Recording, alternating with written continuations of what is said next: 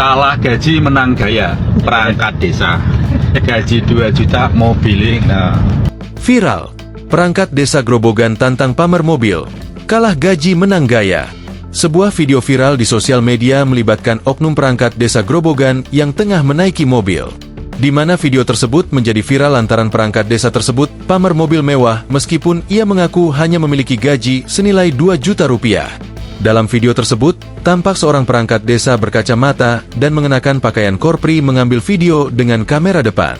Dia kemudian pamer mobil di videonya. Ia duduk di kursi penumpang bagian depan. Di sampingnya, tampak ada seorang lainnya yang juga mengenakan pakaian korpri sedang fokus menyetir sembari tersenyum.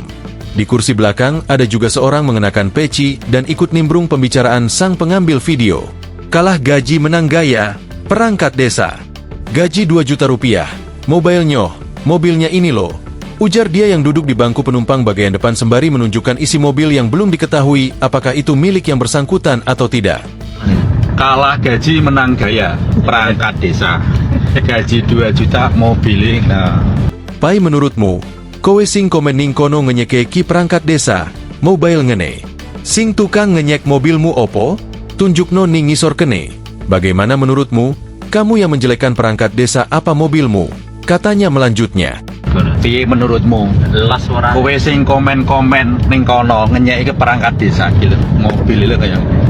Video tersebut pun viral dan menuai banyak reaksi.